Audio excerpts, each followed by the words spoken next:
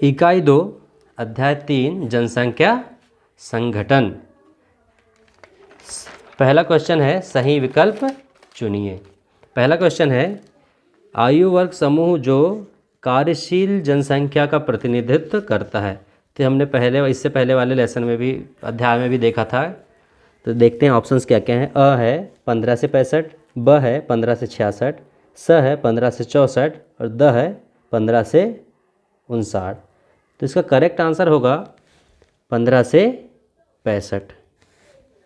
ये यहाँ पे करेक्ट आंसर है कि जो 15 वर्ष से 65 वर्ष की आयु के बीच की जनसंख्या वर्ग को हम क्या बोलते हैं, कार्यशील जनसंख्या में गिनते हैं। क्वेश्चन नंबर सेकंड देखेंगे। इससे पहले वाले लेसन में हमने पहले वाले का देखा था, पहले क्वेश्चन का आंसर कि किस आयु वर्ग को कार्यशील जनसंख्या में देखते हैं, गिनते हैं। तो उसमें शायद ऑप्शंस में क्या दिया था, 1 मिनट में बता दे रहा हूँ, कन्फ्यूजन ना हो ताकि आप लोगों को।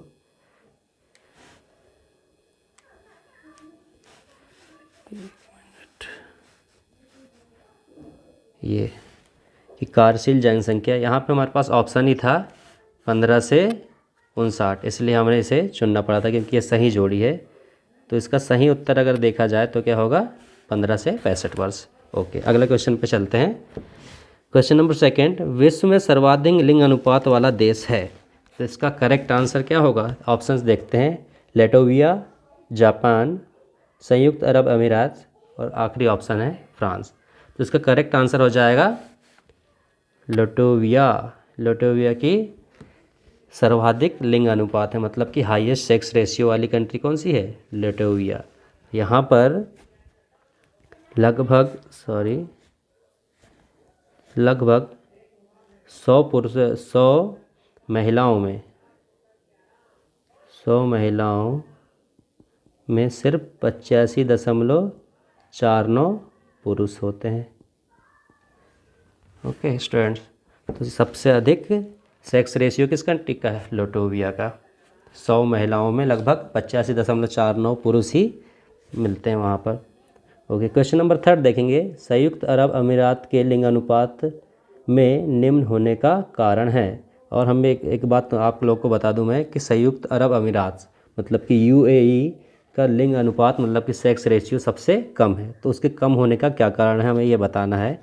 और इसके ऑप्शंस है पुरुष कार्य जनसंख्या का चयनित प्रवास, ब पुरुषों की उच्च जन्म दर, स स्त्रियों की निम्न जन्म दर, द स्त्रियों का उच्च उत्प्रवास। तो इसका सही आंसर हो जाएगा ऑप्शन नंबर ए, पुरुष कार्य जनसंख्या का चयनित प्रवास।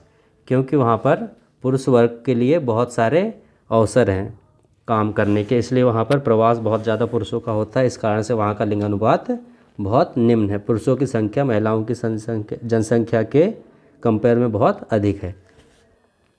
क्वेश्चन नंबर 4 देखेंगे। भारत में जो पढ़ने लिखने के साथ ही अंकगणित परिकलन को समझ रखते हैं वह साक्षर है। उसकी आयु है कि जो लोग साक्षर की गिनती में गिने जाते हैं, जिन्हें अंकगणित परिकलन आता है, वह कितनी आयु से अधिक के लोग हैं। और ऑप्शंस हैं अ 7 वर्ष से अधिक, ब 6 वर्ष से अधिक, स 10 वर्ष से अधिक, द 11 वर्ष से अधिक। तो इसका करेक्ट आंसर हो जाएगा ऑप्शन नंबर ए, 7 वर्ष से अधिक। क्वेश्चन नंबर 5 देखेंगे कि ऑस्ट्रेलिया का आयु लिंग पिरामिड का आकार है। और इसके ऑप्शंस हैं गोलाकार, घंटी के आकार का, त्रिभुजाकार या पेंडुलम आकार का। तो इसका करेक्ट आंसर हो जाएगा घंटी के आकार का। इसको मैं आपको थोड़ा समझाने की कोशिश करता हूँ कि जो ऑस्ट्रेलिया का आयु लिंग पिरामिड है वो किस प्रकार का है। वो होता है बीच में यहाँ पर एज लिखी होती है, मतलब कि आयु लिखी होती है।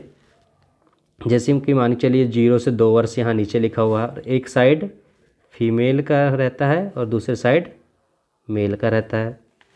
तो मान चलिए 0 से 2 साल के बच्चे हैं दोनों साइड, और कुछ ही वह इस प्रकार से उसका स्ट्रक्चर बनता है ऐसा, इसलिए है वो किस प्रकार का हो गया, घंटी के आकार का। ओके स्टूडेंट्स, आगे देखते हैं क्वेश्चन नंबर 6, लिंग संगठन आवश्यक है क्योंकि यह निम्न में से किसके अध्ययन में सहायक है।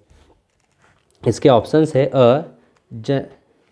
जननांकीय विशेषता, स्वास्थ्य संबंधी विशेषता, साक्षरता संबंधी विशेषता और उपरोक्त सभी। तो इसका करेक्ट आंसर हो जाएगा उपरोक्त सभी।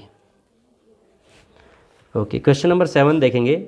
यूरोप के अधिकांश देशों में महिलाओं की तुलना पुरुष की संख्या कम मिलने का कारण है। कि यूरोप के अधिकांश देशों में महिलाओं की संख्या पुरुष की संख्या से कम मिलने का कारण है। और इसके ऑप्शंस है निम्न जन्म दर, ब समाज में महिलाओं की बेहतर उपस्थिति, पुरुष प्रधान उत्प्रवास, यदि उपरोक्त सभी। तो इसके आंसर हो जाएगा उपरोक्त सभी। ये तीनों कारण यूरोप के अधिकांश देशों में महिलाओं की तुलना में पुरुष की संख्या कम मिलने के कारण है। मतलब कि वहाँ पे महिलाओं की संख्या अधिक है और पुरुषों की जनसंख्या कम है। क्वेश्चन नंबर 2 देखेंगे। रिक्त स्थानों की पूर्ति कीजिए, खाली स्थान भरना है हमें। पहला क्वेश्चन है, डैश सामाजिक आर्थिक विकास के सूचक होते हैं। तो इसका करेक्ट आंसर हो जाएगा जनसंख्या अनुपात। इसका सही आंसर हो जाएगा जनसंख्या अनुपात। जनसंख्या अनुपात सामाजिक आर्थिक विकास के सूचक होते हैं। क्वेश्चन नंबर 2 देखेंगे। प्रति 100 स्त्रियों पर 311 पुरुष डैश देश का लिंग अनुपात है। तो यह यूएई मतलब कि संयुक्त अरब अमीरात्स का लिंग अनुपात है। मैंने आपको पहले बताया था वहाँ पे बहुत ही कम निम्न दर है किसकी, लिंग अनुपात की। देख रहे हैं आप भी कि सिर्फ 100 स्त्रियां हैं, मतलब कि 100 स्त्रियों के कंपेयर में 311 वहाँ पर पुरुष पाए जाते हैं। क्वेश्चन नंबर 3 देखेंगे। संयुक्त राष्ट्र द्वारा सूचीबद्ध डैश देशों में स्त्रियों के लिए प्रतिकूल लिंग अनुपात है। तो यह इसका आंसर हो जाएगा 72 ऐसे देश हैं जहाँ पे स्त्रियों के लिए प्रतिकूल लिंग अनुपात है, मतलब कि स्त्रियों की संख्या अधिक है पुरुषों के कंपेयर। क्वेश्चन नंबर 4 देखेंगे। रूस सहित यूरोप के बड़े भागों में स्त्रियों की अपेक्षा पुरुषों की संख्या डैश है। इसका आंसर हो जाएगा अल्प या फिर हम बोल सकते हैं निम्न है। क्वेश्चन नंबर 5 देखेंगे। सामान्यतः संपूर्ण एशिया में डैश लिंगानुपात पाया जाता है। तो यहाँ पर हमें पता है निम्न लिंगानुपात पाया जाता है, मतलब कि पुरुषों की संख्या अधिक है महिलाओं के कंपेयर में। क्वेश्चन नंबर 3 देखेंगे। सत्य असत्य लिखिए। क्वेश्चन नंबर 1, विकसित अर्थव्यवस्था में अधिकांश लोग प्राथमिक क्रियाओं में संलग्न हैं।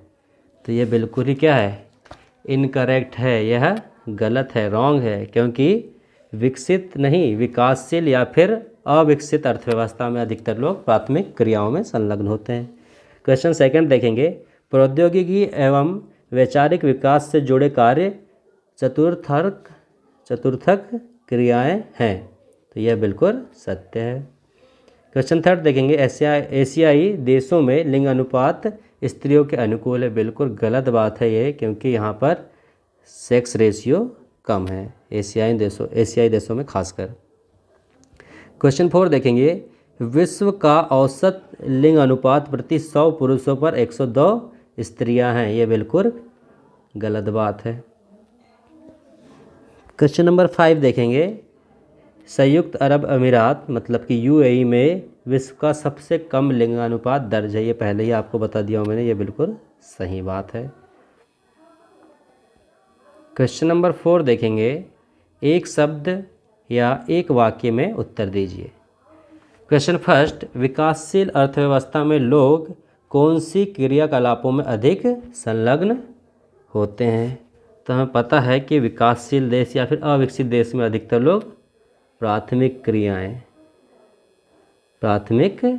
क्रियाओं में अधिक संलग्न होते हैं, मतलब कि प्राथमिक क्रियाओं में ज़्यादा लोग लगे हुए होते हैं, जैसे कि कृषि हुआ। क्वेश्चन नंबर 2 देखेंगे। आयु लिंग संरचना को दर्शाने के लिए किस आकृति का प्रयोग किया जाता है।